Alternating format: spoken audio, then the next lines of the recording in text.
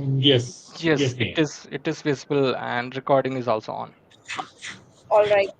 Also, okay, I'll come out of my presentation mode, and before I get started, I want to know how many of you are currently acting as architects in your current projects. You can just raise your hands and show me uh, one, two, three, four. Okay. How many of you are developers or senior developers in your projects?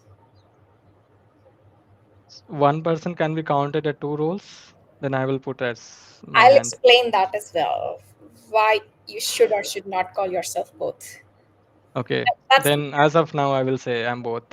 you're both okay. Yeah. Can be both. In some point Yes, of time, I'm that's also, taking both the responsibility, individual contributor as well as. okay. So most of you are developers and architects, and the others, I assume, are you a BA or a project manager or an admin? Just raise your hands. No. Okay, so everybody I assume in the call is a technical person working on either development or architecture side of things, or at least some technical parts of Salesforce implementation in their current projects. Awesome. So we have the right audience in front of us to get started with. And thank you so much, Amit, for this very kind introduction. But again, another question. I would like to keep this session hybrid.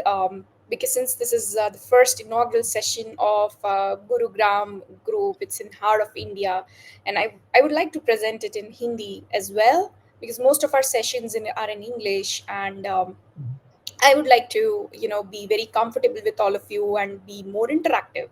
So, does anybody in the audience not know Hindi at all or won't be able to understand? Please raise your hand. Yeah, the screen is in finite loop right now because I want to see you all and I'm sharing my screen, so it's okay. So Hindi is comfortable with everybody. Amit, you're good with that, right? Mhm. Yes, yes, that's my mother language. Yes, exactly. Okay, so let's get started. I'll start the slideshow again. I hope the slideshow is visible to everybody. Yes, it's visible. Yes. Okay. Uh, Thank you, Amit, for the introduction. I'll just repeat some of the things that Amit just said. That I've been in the ecosystem from past 10 plus years, doing Salesforce and everything Salesforce.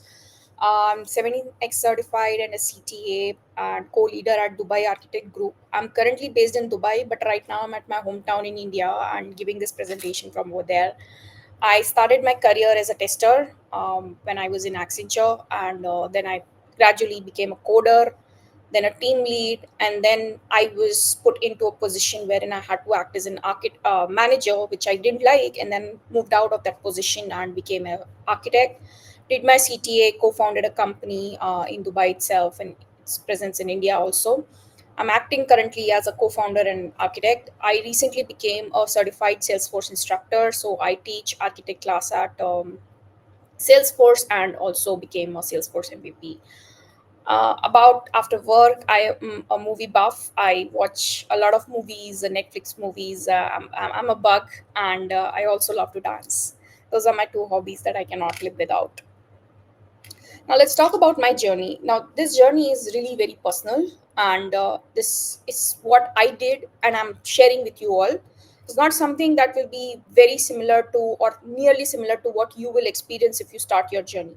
Everybody's journey is completely different, and you can learn from other people's journey, take inspiration from it, and not repeat the same mistakes that we did. And that's the reason we are sharing our journey with you. Many other CTAs will also share their journey with you, but not necessarily the journey would be same. The challenges that I faced might be something that you might feel, okay, this is very easy, but something else you will face as a challenge will be easy for me. So everybody's challenges are different, journeys are different. But even before we go there, I want you to understand what the pyramid looks like. So everybody who's on the journey to CTA should know this pyramid in and out. Why? Because this is what you need to start with at the bottom and go to the top to become a CTA. Now, here at the bottom, on the left hand side, you have application architect module. You have to do platform app builder, PD1. These are platform related certifications and development related certifications, which means Salesforce wants you to have a little bit of developer background as well to become a CTA. So that is one of the prerequisites. Then sharing and visibility architects, that means security inside the application, which is your sharing rules, your application level security, profiles, permission sets, etc. And the data architect, the architecture of the data, the database designer certification. Earlier it used to be called as that, and you need to know about how the data model is set up in Salesforce, in Sales Cloud, in Service Cloud, the core platform cloud, the license that you would use to do that. There's one more optional certification that you need to do is Experience Cloud Consultant, which is your community cloud certification, because that is very important nowadays when you're building customer community and partner community portals. And I would not keep that as an optional if ever preparing for this exam now, because there are many scenarios that you might face to develop or design as an architect, which would involve portals or community portals. So this is the left hand side of the pyramid, which pertains to the application itself, which is the platform, the inside of the platform that you need to learn, and you call it as an application architect certifications. Once you're done with these all certifications, you automatically get the application architect certifications. Now, the other side of the pyramid, the right hand side of the pyramid, is the system architect. What does it what does it mean? You are currently in the domain of a platform called as Salesforce. You have done everything that is inside that. You know how Apex flows works, sorry, Apex triggers works, flows works, what are the limitations inside the platforms, the governor limits, the data model, standard object, custom object, everything. But now, how does this whole system interacts with everything around it? Is part of your system architecture. You should know what is going in and out of your project, how your operation team is acting it, your IT team is acting out, how your business is wanting things to go, how your DevOps is working. DevOps is a very integral part of your project, and that's what is concerned in this first uh, certification, which is development lifecycle and deployment architect. You should know if you're going into agile, hybrid, waterfall, what model of SDLC you're adopting. This is not specific to Salesforce platform, but it is, this information is needed for you to govern the project, to implement a proper governance inside the project. You as an architect not necessarily get to perform this or put a process in place, but you should be aware of the process in place, because if there's no process, if there's no DevOps, you're not able to implement things in a proper way, especially when you're involved with multiple teams in a single enterprise, right?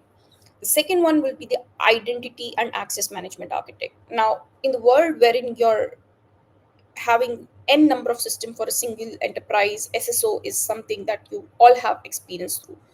Today, you logged in with your Google credentials to this platform called as Bevy, which the meeting is hosted on. You don't need a separate Bevy login ID and password. You just used your Gmail or any other email that you used as an SSO or auth provider and logged into this platform. Similarly, you will need to design some enterprise specific identity architecture, just again not necessarily inside Salesforce, but it's around Salesforce. Your system needs to interact with other systems, and that leads us to the another certifications, that is the integration architect. You should know what are the different capabilities of Salesforce in terms of integration: the REST API, the SOAP API, the platform events, change data capture, tooling API, metadata API, bulk API, and so on. These are the different capabilities.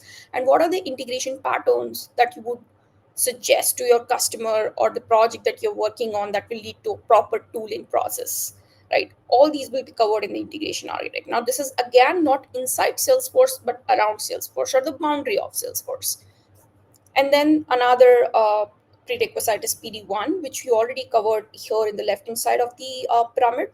So a combination of an application architect and a system architect, someone who knows in boundaries and out of the platform implementation of complete Salesforce implementation, will be eligible to appear for CTA exam.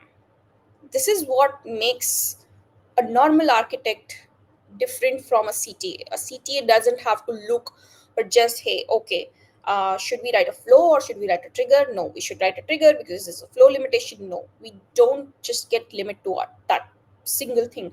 We look at the complete enterprise system landscape, come up with the solutions. We have the helicopter view of things, and we suggest our opinions on that. Now, even before you appear for the review board, there is a review board evaluation that recently got introduced few years back. So once you're done with these two certifications, you need to appear for a mini review board. You have to apply for it. Earlier, it was called a 602 exam, but now it is called as review board evaluation. You'll apply it through WebSSR, or earlier it was WebSSR. Now I don't know if they have changed it or not. You'll get a date, you'll get a single judge, and you'll solve a mini scenario. You can go through the exam guide for this particular evaluation, and they'll see if you're fit to appear for a CT exam or not. You'll have to again read through a scenario, design a solution, present it to a single judge, and go through a Q&A round. It's very similar to what happens in the main CT exam, but on a very small level. In the main CT exam, it's whole 6-7 hours of process wherein you get to solve a scenario in 3 hours. You have to sit and read through 10 pages of scenario. You have to read everything and solve on the basis of 7 domains. Now, what 7 domains are those? We'll go and read about that later in upcoming slides. Then you have to solve it, present it for an hour, around an hour, and then you will be doing a Q&A with 3 judges, not one, but 3 judges. There will be a panel of 3 judges that will be judging you and scoring you on the basis of your presentation and the Q&A that will happen after that. You get little breaks in between so that you're not tired. So that this makes the complete process of 6-7 hours of process, and then you become a certified technical architect after the main exam. So this is about the introduction, since because this is the very first meeting, and I'm sure many of you might have not seen it and might not be aware of what a CTA exam means. So that's what a CTA exam was all about. Now, when it comes to timeline, my personal timeline. So I started my journey of the domain certifications. When I say domain certifications, these are the domain certifications: application architect and system architect. I started my journey to complete this side of the pyramid, the bottom side, in 2019, and got done with it in 2020. I took my own sweet time. Did it? The COVID hit in between made my life a bit more easy to complete the certifications. And at that time only, I joined SIMA as a co-leader in 2020, which gave me opportunities to network with people like you and attend these kind of events and get to know more about the exam. And more and more I connected with people, more I got to know about their journey, how they started, and how they really wanted to do this, made me more and more wanted to do this. जितना उनको चाहिए था उतना मुझे भी चाहिए था. So it made it very easy for me to bring it to my comfort zone and make my vision clear to become a CT. Because ये डोमेन सर्टिफिकेशन जब तक क्लियर होता है ना, तब तक आपको पता नहीं होता है कि CTA एक्चुअल में एग्जाम है क्या. These are just like another certifications जो आप लोग दूसरे certifications, developer certifications, app builder certifications देखते हो. लेकिन these certifications are a little bit different from them, a little bit expensive as well. But at the same time, वही MCQs होता है. You don't know what you're getting into until you start your mocks. So the first time I saw someone presenting a mock was in end of 2020. And then in 2021 Q1, I gave my first mock, which was horrible. I I underperformed. I got to know so many gaps. There were so many things I did not know. But then it was good as well because I knew मैं कितनी पानी में हूँ और मुझे कितना ज़्यादा gain करना है in terms of knowledge, in terms of presentation. Because जहाँ तक knowledge की बात है, everybody has knowledge. Everybody knows what is a trigger, what is a class, what is REST API, SOAP API. But there are two very important things that you should know. उसे कहाँ apply करना है, कब apply करना है और कब apply नहीं करना है. These things will set you apart from just doing things and doing things for the exam. You should know when to apply these knowledge and how to present it in front of the judges. That's also very important. Those were the things that I was lacking. And as and when mocks होते गए, दूसरों के भी mocks देखे कि how they are presenting, how they are seeing things from their perspective. It is very important to look from the other person's perspective, because they have done different project, you have done different project, and they might be having different knowledge than you. So always talk and listen to people as to what they have done in their experience, compare it and see which one is better. Don't always stick to one solution and say that नहीं मेरा ही वाला सही है because मैंने ऐसे ही किया था. But ये सोल्यूशन ज़रूरी नहीं है कि बड़े पर्सपेक्टिव पे या सामने वाले के पर्सपेक्टिव पे चले. If you can justify that, well and good. If not, then try to expand your horizons, keep an open mind in terms of solutioning. So in 2021, I left Accenture. I was employed with them for 7 years and 7 months. They supported me with the domain certifications. Really, I I was really motivated over there. They helped me a lot. But then I left it, and I got more and more into developing an architect mindset and networking with other people. At the same time, the COVID hit. I did my 602 and started my preparation for the review board. When I write 602, this is the evaluation. At that time, it was called as 602. So I did my evaluation, I passed it in first attempt, and I started my preparation for the main board. But in 2021, I had like many changes in my life. I got married, I got moved to Dubai, and then I attempted my first review board and I failed. And that failure gave me a lot of lessons. I learned from it. I struggled how I was reacting or responding to questions from judges. I really put a perspective to it, sat down, saw what I did wrong, what I should have done right, spoken to many people about it, experts, that hey, this is where I'm stuck. What should I do? It never hurts to ask help from people who are expert at one thing. There are 7 domains. I may be expert in three, but two of them may be my weakness. Like security was my weakness, identity was my weakness out of all the 7 topics. So I took help from the other buddies or study buddies that I had when I was preparing for this exam. So I took help from there.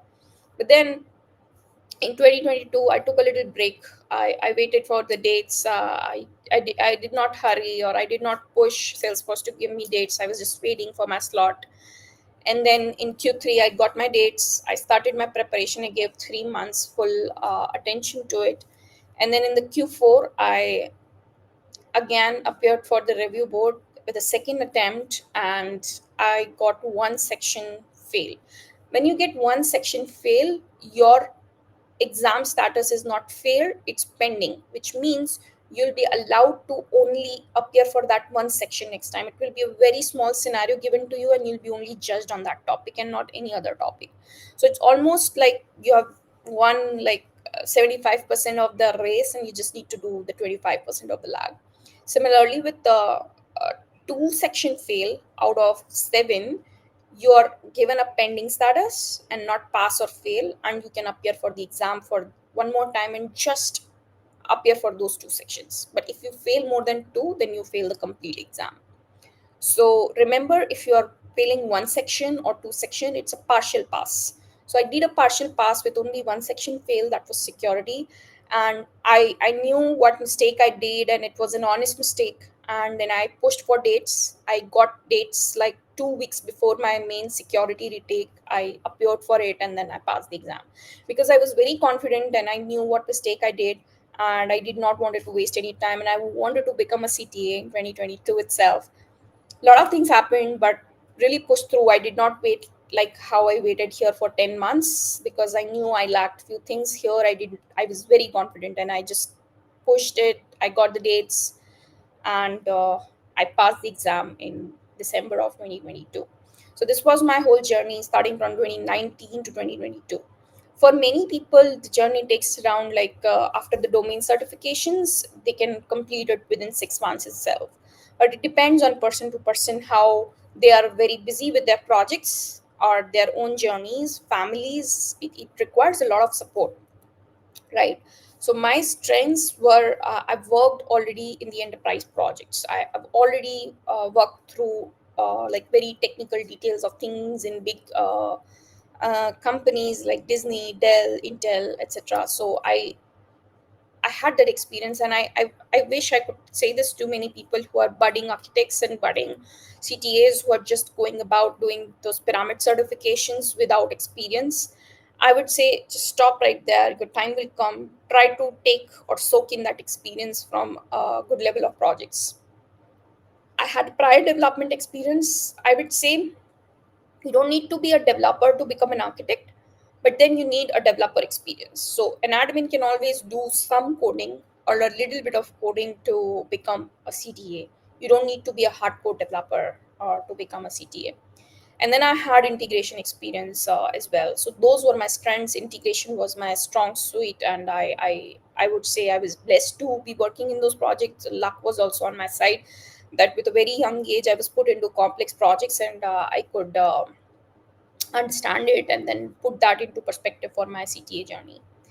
My another strength was my storytelling skill. Like I said, I watch a lot of movies, and I'd like to review those movies, and I naturally have that storytelling skill and presentation experience at the same time. I could listen more to people. So if you're asking me a question, I would just not cut you and just start telling my answer. No, I would just listen to you and completely understand what you're trying to ask. Hey, this is what you asked me.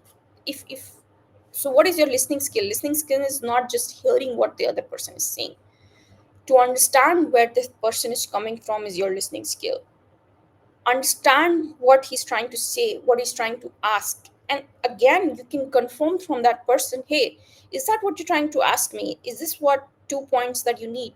Instead of telling them whole story in your answer, just ask them specific 2 points that you're asking me, and then just answer them. So the listening skills were very important, and it is very important to be calm and composed during your presentation and Q&A. You just don't have to rush and be all over the place.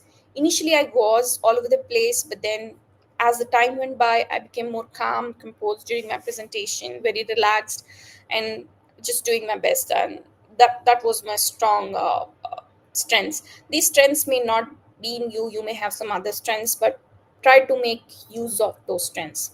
My another strength was my network. I was SIMA host and then leader. I used to be part of 2 or 3 study groups at the same time. So I used to talk to a lot of people, got to know about their journeys, their experiences, and that made me think of how much I lack. I did not compare, but I knew what I needed to do for the exam and take help from those people, and listen to their mocks also help. Sometimes when you're doing a mock exam, Salesforce has put out official mock scenarios on their Trailblazer group. You can go there, download that scenario, read about it, and try to think of your own solution, and then present mocks to other people in the community. When you're presenting, you only focus on yourself and are limited to what you think you are doing and what you can perform in the exam. On the other hand, try to judge other people's mock as well. So for example, you're in a study group, someone is hosting a mock, you attend their mock, be a judge from them, sit in the judge's seat, try to look at what a judge would think and ask those questions. Now, next time when you present a mock, you'll also think from a judge perspective and see, hey, okay, this question might come up when someone else is presenting, so I might as well cover it. You'll tend to absorb those thoughts that came from other person's mock and try to put that in yours, if that makes sense. So it's very important, very, very important to not just present your story or mock, but also judge the other person's mock. And trust me, that helps a lot. I used to the equal number of mocks that I did, I judged those as well. That was part of my planner, not to just present the mocks, but also to judge them. Well, with my strengths I had a lot of gaps, a lot of gaps. When it comes to gaps, I just tried to summarize it that I lacked the architect mindset. Earlier when I started, I failed my first exam, right? I realized I did not completely had that architect mindset before going into that mock scenario or review board. So I was a late bloomer, and you guys are not. right? And today you are in this session, so you'll definitely get to know how to develop the architect mindset, right? My solutions were skimmed and lacked details. When I was presenting a solution, I just used to say, okay, I'll use a apex trigger and then move on. But no, I cannot talk like that. I cannot say that I'll use an apex trigger and move on. I have to say that, hey, when a user is clicking on the button or updating the status, we cannot do this particular thing via flow because flow has this XYZ limitation, and therefore I will go for a before trigger and implement this detail, and the backend solution will take care of the rest. Like, I have to be very detailed, but not very detailed. Something that entails that I know about the platform.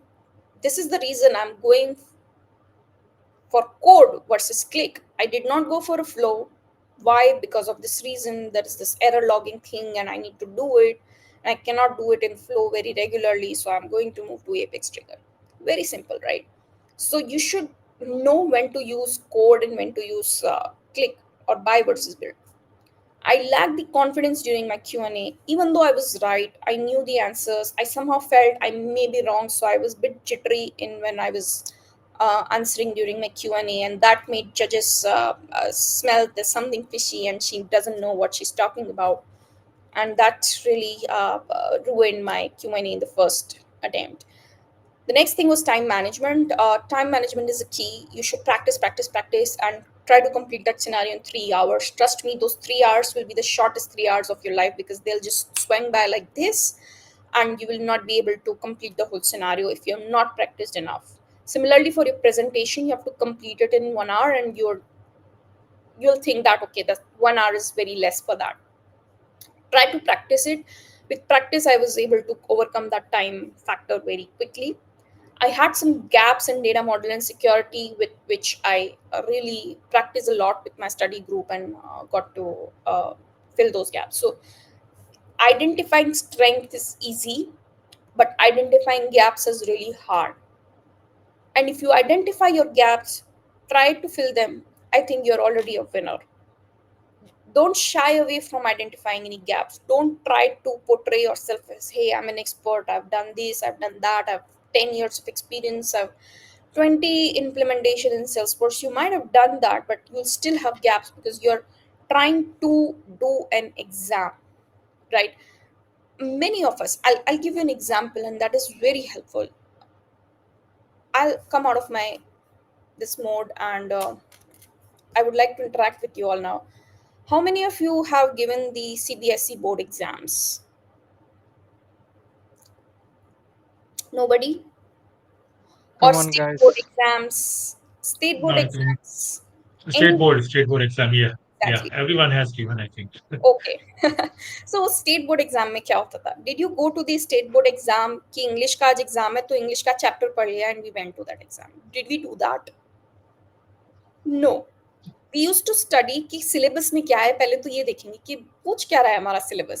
सबसे पहले हम syllabus देखते थे कि board का ये syllabus है, हम यही पढ़ के जाएंगे. टेक्स्ट बुक्स तो हजारों होती थी. बोर्ड की अलग टेक्स्ट बुक होती थी, प्राइवेट टेक्स्ट बुक अलग होती थी, सब कुछ होता था. मटेरियल इज इनफाइनाइट, लेकिन हम लोग सबसे पहले सिलेबस देखते थे. सिलेबस देखने के बाद हम लोग चैप्टर्स पढ़ते थे कि चलो ये चैप्टर 1, चैप्टर 2, चैप्टर 3 हो गया, अब क्या? उसके बाद हम लोग सैम्पल पेपर पढ़ते थे. सैम्पल पेपर पढ़ने के बाद हमें पता चलता था अच्छा एग्जाम ऐसा आने वाला है, 2 शॉर्ट क्वेश्चन आएंगे, 3 लॉन्ग क्वेश्चन आएंगे, 5 ब्रीफ क्वेश्चंस आएंगे, 2 एमसीक्यू आएंगे, राइट? और जब हमें वो आइडिया लग जाता था कि ऐसा एग्जाम आने वाला है, तो हम अपने दिमाग को उस एग्जाम के माइंडसेट के हिसाब से मॉड्यूलेट करते थे एंड फिर एग्जाम देने जाते थे. Exactly. प्रैक्टिस पेपर सॉल्व करते थे. Correct? We used to do that. अभी ये एग्जाम में भी यही करना है. सीटीए का माइंडसेट ही यही है कि आपको उस एग्जाम के बारे में सोचना है. आपने प्रोजेक्ट में जो किया वो अलग था, वो सही था, वो रियल वर्ल्ड सिनेरियो था, लेकिन अब आपको एक मॉक सिनेरियो दिया जाएगा जो कि रियल वर्ल्ड के काफी क्लोज होगा. आप वो मॉक सिनेरियो डाउनलोड कर सकते हैं from the official Salesforce trade is a guide. लेकिन उसको पढ़ने के बाद आपको रियलाइज होगा अच्छा ऐसा सिनेरियो आता है, इतनी सारी चीजें कवर होती है. अब मैं पीछे जाता हूँ, मैं ट्रेल हेड करता हूँ ये 7 टॉपिक्स के ऊपर. वो 7 टॉपिक्स क्या है, will cover them very soon. और उसका माइंडसेट डेवलप करना बहुत ईजी.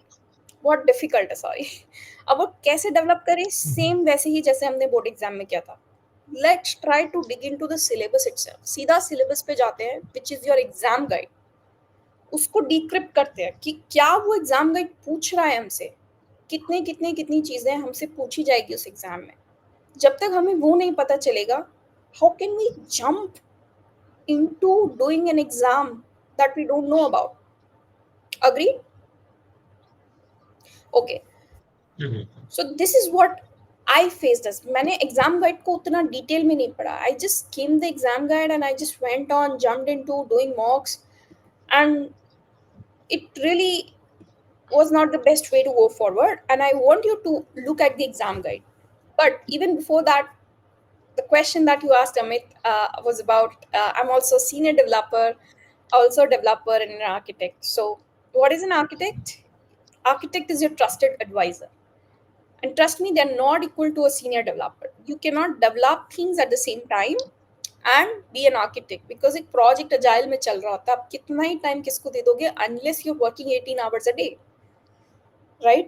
एक डेवलपर एक स्पेसिफिक फंक्शनैलिटी को बिल्ड करता है, एक प्रॉपर मॉड्यूल उसे दिया जाता है कि तुम्हें ये LWC बनाना है, ये कंपोनेंट होगा, इसका इनपुट यहाँ से आएगा और इसका तुम्हें आउटपुट यहाँ भेजना है, तो वो उसी पे फोकस करता है। लेकिन जो आर्किटेक्ट होता है उसको पूरे सिस्टम का देखना पड़ता है, उसको डेटा देखना है, उसको सिक्योरिटी देखना है, उसको आइडेंटिटी देखना है, उसको इंटीग्रेशन देखना है, उसको गवर्नेंस देखना है, और ये सारी चीज़ें उसको बिजनेस एक्यूमेन के साथ देखनी है और उसको टेक्निकल नीड्स में कन्वर्ट करना है। And a senior developer is not doing that, correct? की स्किल्स आपकी क्या होनी चाहिए? Communication, communication, communication. You should be very good at communicating things, documenting things as to what you think and what is your vision for this particular enterprise and overall system, and that it should be in a future state. What is the current state? What is the future state? And how do we bring that system from current to future? Should be your vision along with the business. Take business along with you. Don't just go alone. Take business along with you. Communications, business acumen, and technical expertise all should be your strong suit. You should have a development background that's needed, but you don't need to be a developer. You cannot code at the same time because you have so many things to do in your day to day life, right? You are the interface between the business and the IT team. You have to take everybody along with you and walk that path. I'll give you an example. एक product owner होता है, वो story लिखता है BA के साथ बैठ के, आर्किटेक्ट उसका सोल्यूशन लिखता है, और फिर वो डेवलपर के पास साइजिंग की बात चली जाती है कि 8 घंटे की स्टोरी है, इसको कंप्लीट करके दे दो। अगर ऐसे ही चलता रहा तो who will take care of the non functional part? ये सारी फंक्शनल स्टोरीज हैं जो पीओ लिखता है।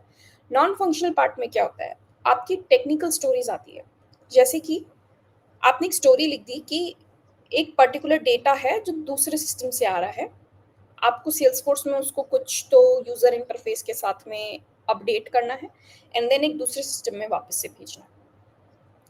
पीओ सिर्फ एक स्टोरी लिखेगा कि उसको सेल्सफोर्स में कैसे करना है। Now the interface with other systems is a non-functional part according to him. It may or may not have a direct business impact. Now who's going to prioritize that non-functional part is you. You have to get them to write that into the stories and get it done with your developers and other integration teams. So that is why you're the interface between the business and IT teams. You have to push these things as priority because these are dependency items. They are dependent on other Scrum teams. There may be a middleware team who will be having a dependency on this integration part. And अगर आपको ये चीज़ UAT के 2 दिन पहले याद आती है, तो ना वो टीम काम कर पाएगी, ना आपकी टीम काम कर पाएगी. And those are the real challenges that we have faced in our projects. And this is what an architect has to do. They have to already think about future. Modulate your mind and see कि ये चीज़ आज इस system में हो रही है, बाकी आसपास की चीज़ें कौन करेगा? You have to think about it, write it down, give it to the IT team, and ask them to prioritize it in the technical roadmap. Estimate it and get it done. Also, you can code. It's not like you're banned from coding. You are jack of all trade. You have to wear many hats and do the job. So in sometimes, if you're done your design and you're in the delivery mode, and you might not have much to do, so you can take up the development part as well on your side and do that. So you're not banned from doing it, but architect is not a developer. You do as part, the things that you do as part of your job are different from what a senior developer does. So I hope that definition was clear. The day-to-day job and activities was clear. Now, what are the qualities that you need as a CTA?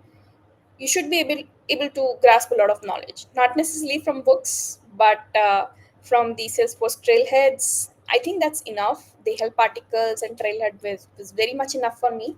And there was this one book that I referred from Tamim Bahari. I would recommend that book to everybody to develop that CTA mindset. And that's it. You don't need to go through many materials and everything. You should be very up to date with the release notes and those 7 domains that we are going to talk about. You should have great communication skills. Like I said, a good listener and a storyteller is needed. If you're just presenting something, you're reading out loud what is being written on the Word document and just saying things out loud from the very verbal sense, it will not make sense to the person who's hearing you for 1 hour. Try to make a story out of what you're telling, and it will be interesting for someone else to listen to, and also very understanding and clear. Should have leadership skills, like I said in my previous slide. Agar PO कुछ लिख के दे रहा है, तो you don't need to go or abide by that. You need to think out of the box and see overall picture क्या है landscape का. You need to proactively take measures and have those leadership skills to push things to the IT team and walk along with business. Very good line that I really love, and I want you to write that down on a sticky note and stick it in your front of your wall that you sit. Responsible today and build for tomorrow. You're responsible for what is going on today in your project, in your enterprise, and you're building for tomorrow. You're not building for today, you're building for tomorrow. Your approach should be futuristic. You cannot derive a solution based on the fact that आज इसमें 10,000 record है तो चल जाएगा, लेकिन 1 साल बाद 10 million records हैं, उसका क्या? Performance is gonna just break out, and your solution is not gonna work after a year of go live, and that is gonna be problematic. You need to think कि आज से 3 साल बाद जो आप ऑब्जेक्ट बना रहे हो उसके अंदर कितना डेटा होगा. You need to calculate that, and then solution your design. You're a problem solver. आज प्रोजेक्ट में अनफोर्सीन इश्यूज आते हैं. No matter how futuristic you are, कोई 1 या 2 प्रॉब्लम आई जाती है. कहीं डेवऑप्स का इशू आता है, कहीं इंटीग्रेशन का इशू आता है. You should be available, and you should be able to solve those problems on the fly and be able to provide quality solutions for your team. You should be hands-on. You should not just be directing teams to work. I know you're a leader. As a CTA, we are leaders, but we should not just be directing teams to, hey, do this, do that. No, we should be hands-on as well. If I'm proposing a solution for SSO, I should have done SSO by myself as well. Be in my developer org or a trailhead org or any place. I should have created that auth provider or SSO settings in my own org to know what all key details are required to complete the solution end to end, so that I can take those key details from the other teams as well, like a Google team, Facebook team, or whoever AD team, right? You should know the platform. Like the first domain, the left hand side of the pyramid was application architect. You should know the domain in and out. You should be a platform expert. You should know when you should solution click versus code, whether the data should reside inside Salesforce. Data Salesforce के अंदर store करना है या बाहर store करना है, क्योंकि Salesforce के अंदर डेटा स्टोर करने की लिमिटेशंस है, फाइल स्टोर करने की लिमिटेशंस हैं. You should know about these limits.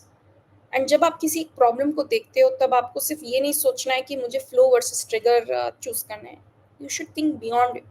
Think about security, उसको कितने लोग देख पाएंगे. Think about the data storage that it will इनकर. क्या मैं 5 साल बाद मुझे ये डेटा चाहिए? Would it become like a cold data? Should I archive that data into an enterprise data warehouse? And many other things that we will discuss as we go.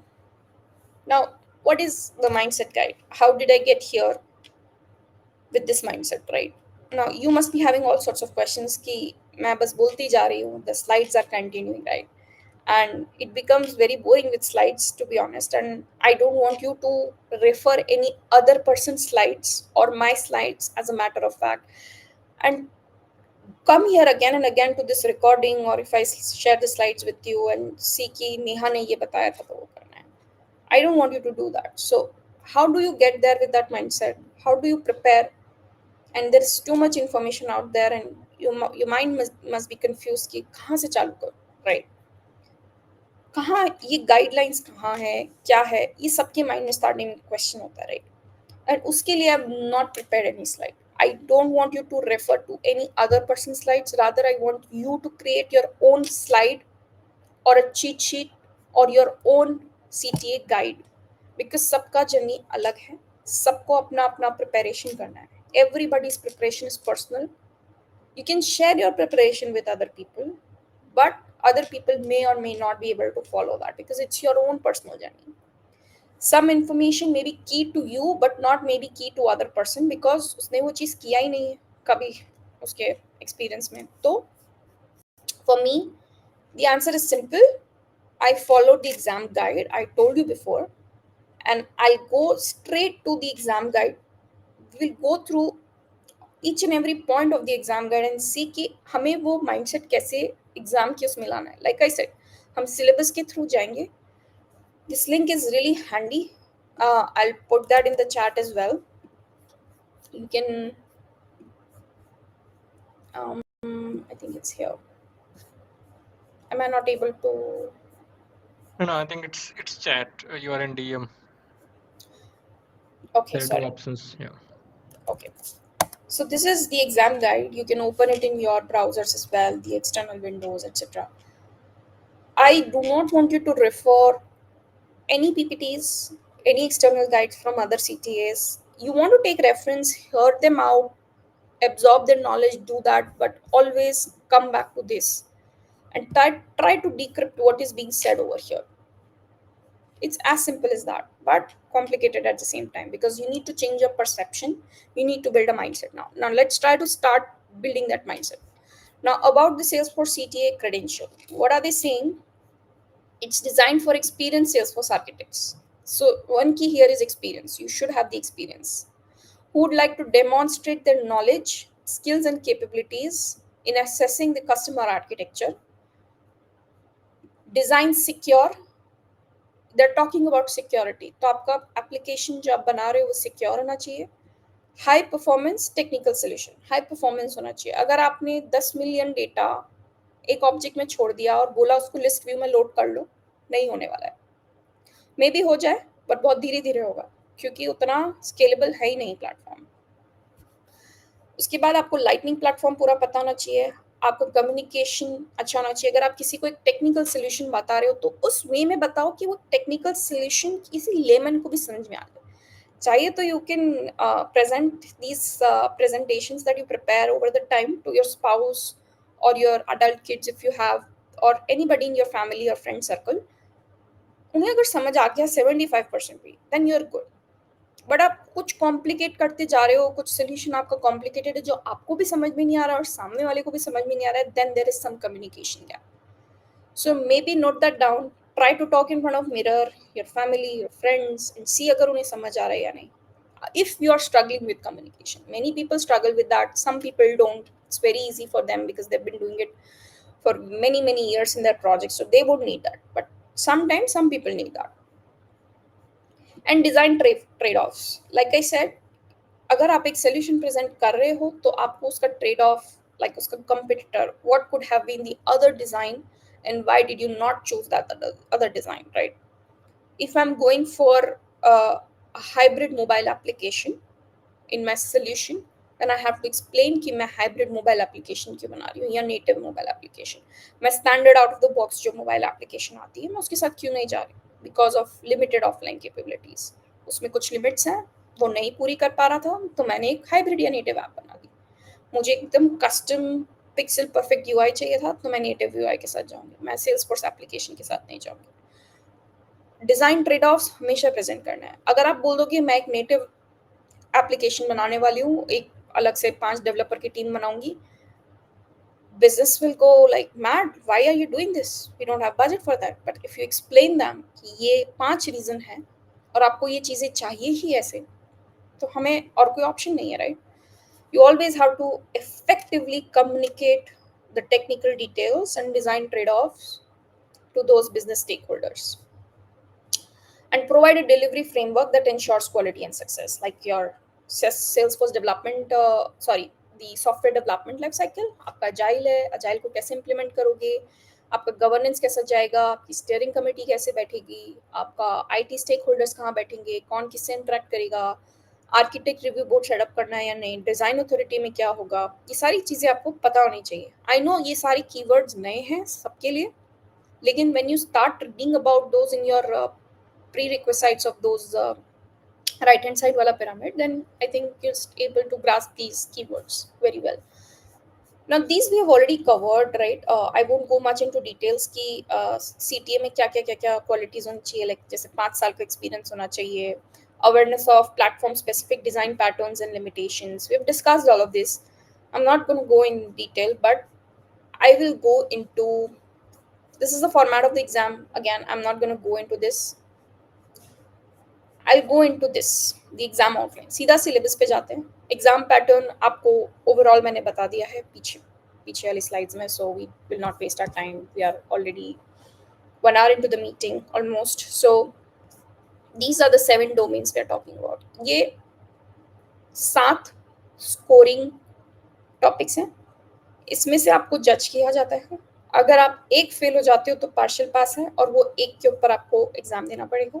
2 fail हो जाते हो तो भी पार्शियल पास है, और वो 2 के ऊपर देना पड़ेगा. और 3 अगर आप फेल हो गए, मतलब फुल फेल हो गए, पूरा एग्जाम फिर देना पड़ेगा. क्लियर? नाउ एक एक को डिक्रिप्ट करेंगे एंड देखेंगे कि वो क्या पूछ रहा है. सिस्टम आर्किटेक्चर सबसे पहला डोमेन है, जिसमें आपको एक सिनेरियो दिया जाता है, लाइक आई सेड बिफोर, कि एक सिनेरियो होगा 10 पेज का होगा, and you have to determine कि आपके ऑन प्लेटफॉर्म और ऑफ प्लेटफॉर्म कंपोनेंट्स क्या होंगे.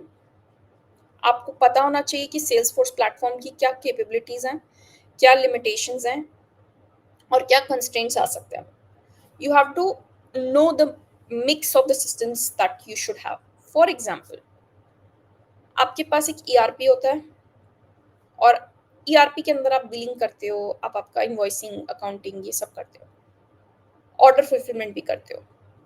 एक पूरा ईआरपी सिस्टम होता है, राइट? वो आप सेल्सफोर्स के अंदर, सेल्स क्लाउड, सर्विस क्लाउड के अंदर नहीं कर सकते.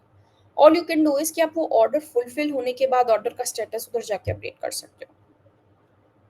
अगर आपको ऑर्डर फुलफिलमेंट सेल्सफोर्स में करना है तो आपको ओएमएस बाय करना पड़ेगा, राइट?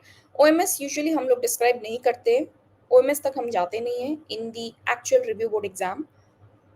यूजुअली ईआरपी हमारे सिस्टम लैंडस्केप में होता है, तो हम उसको यूटिलाइज करते हैं, कि ऑफलोड करते हैं कि हमारा ये सारा काम जो है ईआरपी वाला, वो सारा ईआरपी में हो जाएगा, लेकिन सेल्स और सर्विस वाला काम जो है हम अपने प्लेटफॉर्म पे बताते हैं. तो यू शुड नो कौन सा सिस्टम क्या करता है.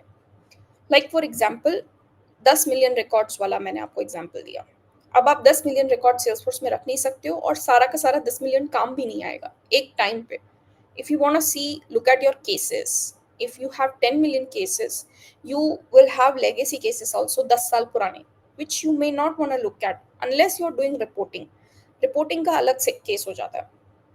So you will archive that data in your enterprise data warehouse. So you should know आप कौन सा enterprise data warehouse use करने वाले. You have to determine the appropriate mix of systems. एक और चीज, आपका मार्केटिंग क्लाउड है, वो भी ऑफ प्लेटफॉर्म माना जाता है, because it's not on your core platform. It's a Salesforce product, but marketing cloud को हमेशा सेपरेट ड्रॉ करिए in your system landscape, and there's always a connection between marketing cloud and your Salesforce platform. So there's a REST connection, there's a marketing cloud connector, and you sync data between them, right? Second one is describe the design and platform considerations, trade-offs, risk for reporting and analytics. Now when it comes to reporting, अगर आपको 10 साल के cases का data report करना है लेकिन वो 10 साल का डेटा आपके सेल्सफोर्स में स्टोर्ड ही नहीं है, तो आप क्या सोल्यूशन दोगे? यू कैन नॉट से कि मैं स्टैंडर्ड रिपोर्टिंग से ये सॉल्व करूंगा, क्योंकि वो डेटा सेल्सफोर्स में है ही नहीं. That will be a wrong solution. So the way you will put your solution forward is कि hey, this is a reporting requirement where I need to show the legacy case or 10 years of cases data in my report, training report or whatever report they need to develop. I cannot do it with standard reports because of the limitations that Salesforce is not able to store that much of data, and half of the data is stored in the, or most of the data is stored in the enterprise data warehouse, and we are not able to connect it with the standard reports. Therefore, we will opt with CRM analytics, that is the Tableau reports inside Salesforce, and we will, with the help of a connector, there is a BI connector over there, will connect the data and produce that report. So you talked about the trade-offs, you've talked about the risks, because there was a risk in storing the data and that you offloaded the data to EDW, which is the enterprise data warehouse, and you spoke about reporting and analytics in a single sentence, right? And that really helped the judges to understand where you're coming from, that you have the knowledge and that you have done this before. Complete end-to-end solution आपने एक statement में दे दिया. That is the key in talking about system architecture. Describe the architectural considerations when planning, defining, and working with a single or multi-org environment. It's very important. Whenever you start to solve a scenario, think about whether you're going to go with a single org approach or a multi-org approach. क्या pros and cons हो सकते हैं with going to single org and multi-org? अगर आपका solution जो है वो single org है for the scenario that is presented to you, you need to say it to the judges that hey, these were the considerations कि कोई regulatory requirement नहीं था, कोई large data volume का मुझे issue नहीं था, operational processes were very synced across different business unit or multiple countries, तो मैं एक single org suggest कर रहा हूँ. लेकिन जब सारा ही ऑपरेशन और प्रोसेस सब कुछ डिफरेंट है, बहुत सारा डेटा है, रेगुलेटरी रिक्वायरमेंट भी है, लाइक चाइना का डेटा अलग है, उनको अलग ही चाहिए होता है, इंडिया का अलग है, फाइनेंस का डेटा, तो इसलिए हमने मल्टी ऑर्ग चूज किया. सो बी वेरी केयरफुल. सबसे पहला solution approach single org versus multi org होता है. इसके काफ़ी सारे आर्टिकल्स हैं, काफ़ी सारे ब्लॉग्स हैं, काफ़ी लोगों ने हेल्पफुल पॉइंटर्स लिखे हैं that you should keep in your mind to remember whether you want to go with single org और multi org. Now, this is a very important point to note for mindset also. Your mindset will shift gradually. Now you're not thinking anymore about things that you think before as an architect or developer. अब आपका पूरा focus आ गया है बड़े level पे. आपके पास एक हेलीकॉप्टर व्यू है, आप ऊपर से प्रोजेक्ट को देख रहे हो, आपको सेल्सफोर्स ऑर्ग दिख रही है.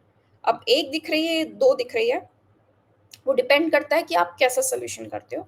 अगर दो दिख रही है तो आप वो भी सोल्यूशन करो कि दो और अगर आपने सपोज सोल्यूशन में दे दी, 2 बार आपको ऐप एक्सचेंज ऐप इंस्टॉल करना पड़ेगा, उन दोनों के साथ अलग अलग इंटीग्रेशंस करने पड़ेंगे, सेल्सफोर्स टू सेल्सफोर्स कनेक्ट करना पड़ेगा, प्रोजेक्ट बहुत बड़ा हो जाएगा, एक्सपेंसिव हो जाएगा, टाइम कंज्यूमिंग भी हो जाएगा. क्या आप उसको सिंपल रखने के लिए थोड़े टाइम के लिए, कुछ सालों के लिए सिंगल ऑर्ग में काम चला सकते हो, और या फिर कोई जुगाड़ करके या फिर कोई ऐसा वर्क अराउंड करके आप उसको सिंगल ऑर्ग में ही प्रोजेक्ट को कंप्लीट कर सकते हो? If yes, then go for single. अगर नहीं पॉसिबल है single, then definitely go for multi org. It's all about what your current enterprise looks like. Look at the top. ऊपर से प्रोजेक्ट को देखने की कोशिश कीजिए. Try to build a system landscape. Then again The next point is risk for mobile solutions. We have already discussed कि अगर native है तो क्यों है, hybrid है तो क्यों है, और standard है तो क्यों है. Appropriate mobile platform पता होना बहुत ज़रूरी है कि मोबाइल का अगर रिक्वायरमेंट आया कि मेरे यूजर्स आईपैड पे हैं और वो लोग फील्ड सर्विस यूजर्स हैं, and they often go to places wherein there is no internet network and therein they need to click pictures, and वहाँ से पिक्चर क्लिक करके वो एक एक्शन बटन पे क्लिक करते हैं एंड देन पूरा प्रोसेस कंप्लीट होता है.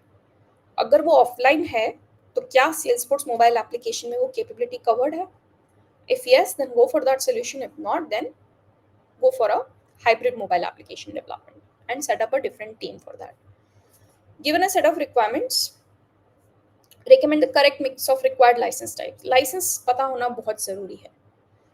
अगर हमारे पोर्टल पे हमें ऐसा रिक्वायरमेंट आया कि हमें कस्टमर कम्युनिटी यूजर्स को रिपोर्ट्स दिखानी है, काफ़ी ट्रेंडिंग रिपोर्ट्स, ऑर्डर की रिपोर्ट्स, या फिर कुछ रोल हायरार्की सेटअप है, you can not use customer community license, क्योंकि वो लोग में ना तो शेयरिंग अलाउड है ना रिपोर्टिंग अलाउड है. You have to upgrade your license to go and look for customer community plus license. And similarly अगर वो लोग हमारे साथ अपॉर्चुनिटी में इन्वॉल्व है कि कोई पार्टनर बैठ के हमारे साथ में अगर अपॉर्चुनिटी पे काम कर रहा है, कोड्स बना रहा है, we cannot use a customer community license. We have to opt and upgrade more, pay more, and give them the partner community license. तो यहाँ पे जब आप सोल्यूशन करने बैठते हैं, आप अपना डेटा मॉडल बना रहे हैं, अपनी कोड्स अपने डेटा मॉडल में बना दिया, कोड्स आ गया डेटा मॉडल में और कोड्स को एक्सेस दे दिया अपने कस्टमर कम्युनिटी यूजर को, दैट इज रॉन्ग. वही मार्क्स कट, बिकॉज वो पॉसिबल ही नहीं है. तो जब आप अपना डेटा मॉडल बना रहे हैं तब आपके माइंड में लाइसेंस भी चलना चाहिए. वो पहले नहीं चलता था पर अब चलेगा. That is the shift in the mindset that I was talking about.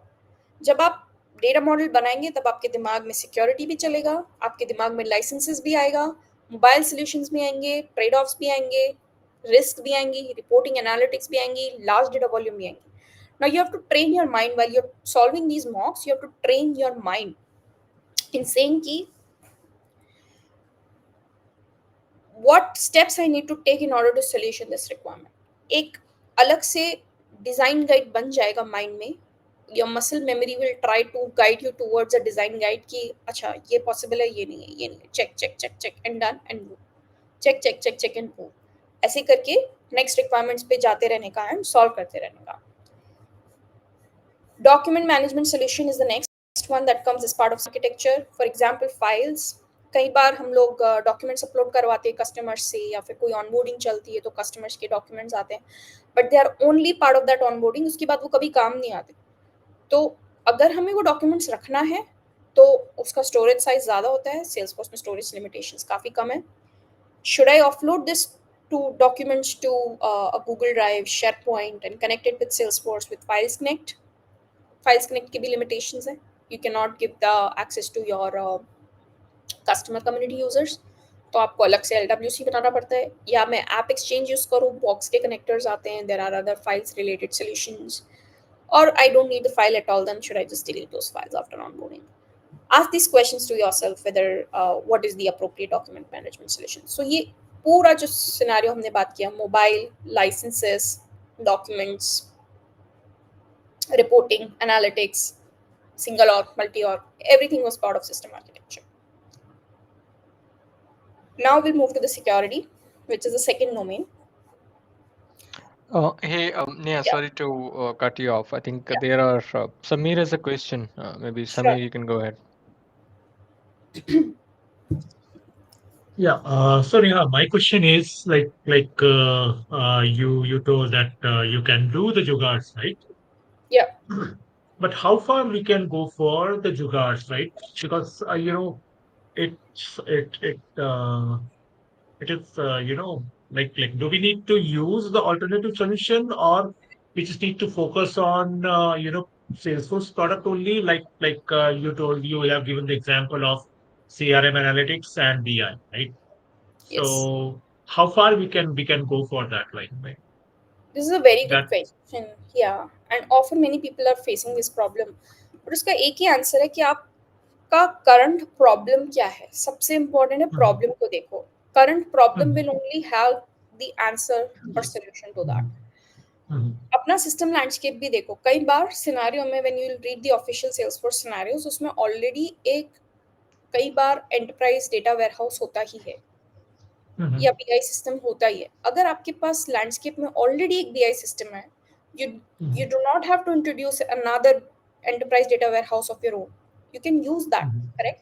तो mhm, अगर आप किसी नए प्रोजेक्ट में जाते हो, वो लोग ऑलरेडी एक डेटा वेयरहाउस यूज कर रहे हैं, you will not introduce your own data warehouse या कोई सेल्सफोर्स प्रोडक्ट, डेटा क्लाउड या कुछ भी बोल के कि let's use this because I know this. No, mhm. It's very time consuming, and the budget constraints as well when it comes to Yeah. moving from one system to another. So that will be very foolish option to choose from कि हमने उनको Salesforce product use करने को बोला जबकि उनके पास already एक product था.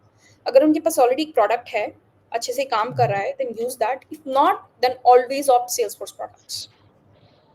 Okay. Suppose if they don't have anything, and usually in real time scenario, client is having budgetary constraint, right? Correct. So in that case, in real time scenario, we might, suggest them, a little bit, cheaper solution.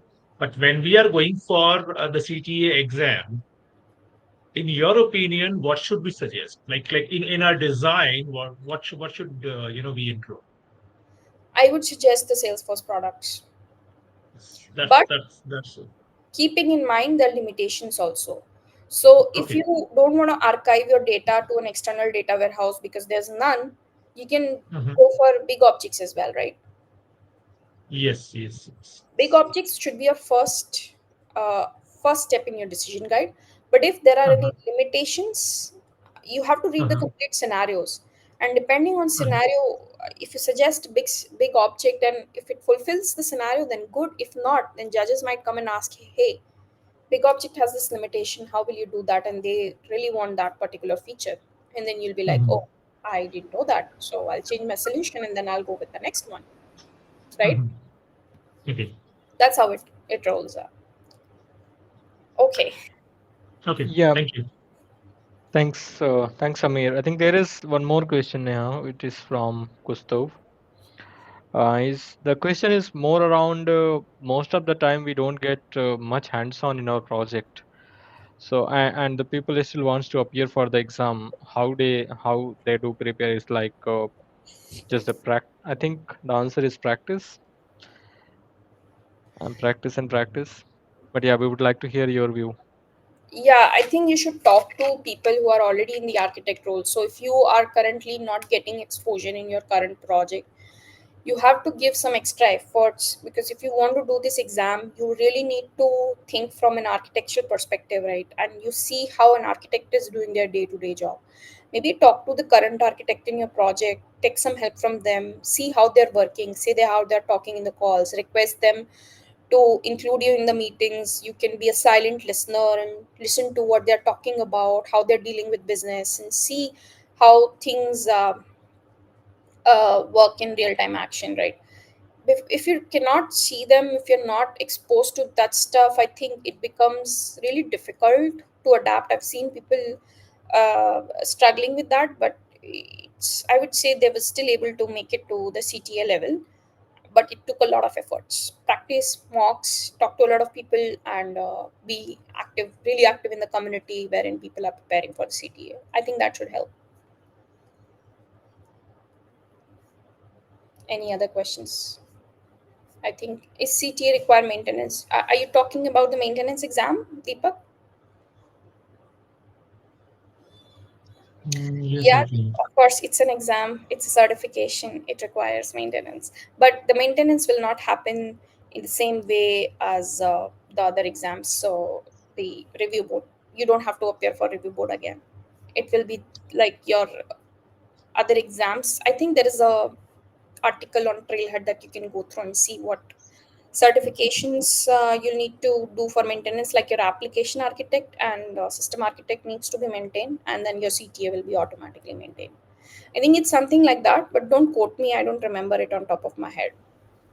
But Yeah, definitely you don't have to go through the review board again.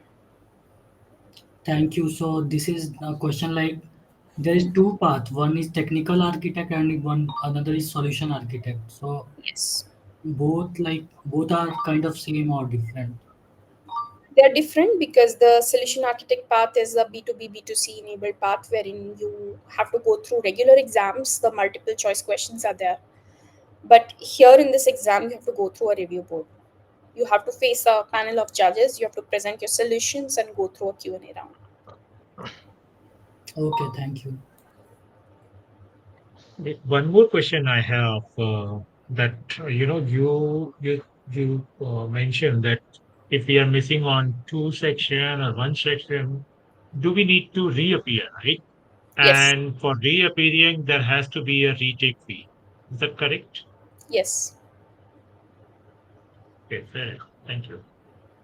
You can maybe talk about those retake fees and everything. It's between your company and Salesforce, and there are also articles about that. You can read in the exam Mhm. guide. I don't remember Okay. now on top of my head, or maybe the rules might have changed. They keep changing, so don't quote me on Mhm. that. Just go and take help from these No, no, no. articles. Yeah. Yeah. Just for knowledge, because you Yeah. have been into the situation, Yes. and it's better to take guidance from someone who already Of course. passed the exam. So that's what my intention is. Yes. Thank you. Thank you for that. All right. Akshay has a question that if you have any mocks aligned to each section from the exam guide, which could be shared, then the would be really helpful to practice. I spoken about Tamim's book. It has those small mocks after each section. He's explaining, so Yeah, go buy that book, I'd say. I think this I is the think book I received yesterday by pack. Oh, The, so amazing! Oh my they god. sent me. Yeah, I but think I have actually a link which I would share here. We have a WhatsApp group which I would share the link to. Please do join, and where we actually used to share the mocks and whatever I get in the internet, I just share it. So I would share the link here in the chat. Please do join, and you will get most of the things there. Considering the time constraint, Dasri, we will take your question maybe later point because we have still 6 domains to cover. Yeah, I'll quickly skim them up. I wanted to cover the system architecture, the first one, so you know how to read it and take input from it. So next, other sections will be quite quick, other than as compared to the system one. So let's move on to security. So you should know how to utilize the appropriate platform security mechanisms. For example, when should you use sharing rules, when your sharing rules will have limitations. For example, you can only have 50 criteria based sharing rules, and then you have to go for ownership based sharing rules, which are only 200. And then if you're done with that, then you cannot use sharing rules per object anymore. So when you're using criteria based sharing rules, always keep that limitation in mind. And then there are restriction rules as well. There are only 5 that you can do per object. Then apex sharing, manual sharing, you should know implicit sharing, master detail, everything that is around platform security. And I'm sure many of you might already know when to use with sharing, without sharing, and things around platform security. Then you should also know the risks in the security, like when you're designing a portal, your architecture around portal should be secure. For example, the security for your internal and external users should be different. The OWD settings are different, your guest user sharing is different, guest user sharing rules are different. Always go with the principle of least privilege, which means do not provide any access to anybody at the first, and only keep providing access incrementally when they are needed. Don't go for full blown access to external users in the first place. Okay, maybe when you're using queries in your LWC actions on the guest user portal, or portal users, community users, sanitize your queries. That's the very important part. Try to know those nuances. Then declarative platform security features should be used always. Never go for apex at first hand. Your decision guide in defining a security solution should start from clicks and not code, and you should only go for code when clicks are not enough. If nothing can be done with role hierarchy, custom object profiles, permission sets, restriction rules, sharing rules, implicit sharing, then you go for and there are case teams, account teams, and so many things. Hierarchy, external account hierarchy. There is territories. So many things. There are n number of platform tools available for security. Try to leverage them. If they do not meet that level of record level security, then you go for Apex sharing. It should be your last resort, and you should be able to explain why I'm using Apex security here. It's needed. That's why I'm using it. Then programmatic platform security, like I said, you should know with sharing, without sharing. Try to create share records via Apex, and then see what is the row cause, what are different kind of row cause available, on which objects I cannot create the Apex share record. You cannot create it on controlled by parent records. Anything that is controlled by parent, you cannot do that. Anything that is tasks, activities, you cannot create a sharing record. So you should know when you can create a programmatic security or not. Then describe how to incorporate platform security features into solution to give users appropriate object and field access permissions. I don't think I need to explain this because this is really permission sets, permission set license, permission set groups, and profile related thing. You should give view all permission or not. What is the API level permission at profile level? You should know all of that. And how will you know that? Hands on. Go to your DevOps, try to create a user, see what are the fields available, go to a profile, go to the profile system settings, permissions, and see what all different permissions are available there. I think when you keep seeing them again and again in your projects and your own learning time, they will be just feed into your memory. And justify the end-to-end identity management solution like your SSO, your auth provider. Sometimes you'll be required to ask these portal users to log in via their Facebook credentials or LinkedIn credentials, and you should know how it's done. But create an auth provider in Salesforce, you have to use your registration class. What is a registration class? How does it work? Which interface you're going to implement? What are the three methods that are required for that interface to be implemented? You should know that. Now, all these things will come to your mind when you're trying to design a secure solution. When you're designing a secure solution, how your mindset should work? First and foremost, your application level security, the platform level security, click versus code, broaden the horizon, think about the identity, broaden it more, your data model, what should be the OWD, who all have access to it, what are the child objects, is there any implicit sharing going to take place or not.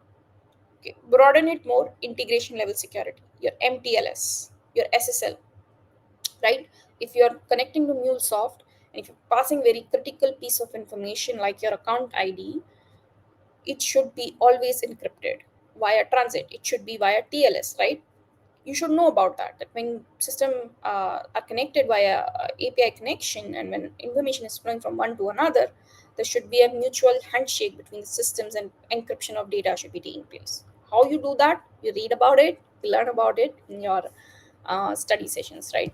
But you should consider those things in your mindset, in your architect or CTA mindset level, that I need to consider this. If this is not there, then I need to explain it, right? Similarly with data, you need to know what are the considerations, platform impacts, what are the optimization methods, like what is the lookup skew, what is the ownership skew. Can I have a single user own more than 10,000 records?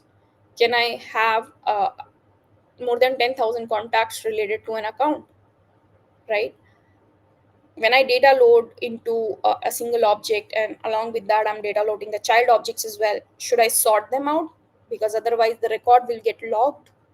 All these considerations should be put into perspective when you're designing a database related solution, and especially when you're working with large data volume. When comes the large data volumes comes the performance issues. When you migrate the data from one system to the other, then you should have a solid data migration plan with specific ETL tools in mind. You should have ETL tool in mind wherein your data would go during the migration, wherein the complete transformation of the data would take place in your canonical data model and then put into your Salesforce. And at the same time, how will you test that data migration? You will test the 10% or 5% of your data in QA and see whether the data migration plan that you put forward is working perfectly. If there are no errors, then move on to UAT. Do 100% of the data migration in UAT or staging environment. See what are the performance impacts that you have in UAT, what are the errors that you faced, learn from those errors, try to automate those errors to have a very flawless production go live and data migration. Should you do a big bang data migration or should you do a phase by phase data migration? Those are very important points that this particular data section is asking you, right? Again, database design and modeling, make sure your database has more like appropriate mix of custom objects and standard objects. Do not overuse standard objects for the sake of because you're doing a Salesforce scenario, right? And if that Salesforce object has some limitations and you're using it, then you might get into a soup. So read about those objects, try to build them in your org, try to discuss it with your peers, and try to get more out of how you should use them. Then the data migration strategy we already discussed and appropriate tools to use. So this is all about data. It's the most important and I would say, most prioritized section for any candidate who's appearing for CTA. Because if your data model is not right, then your security is in soup. Your integration is not right. Everything is related to data model.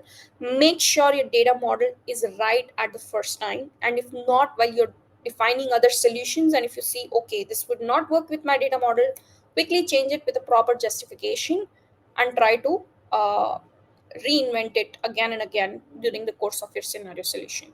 But make sure, if your data model is right, what from my personal experience I've seen is, if my data model was right, my security was right, my integration was right, my three sections were automatically done in one go. वो कहते हैं ना, एक तीर से दो निशाने, तीन निशाने वाली चीज, वही हो गया था. So data model, spend as much time as you can on data model.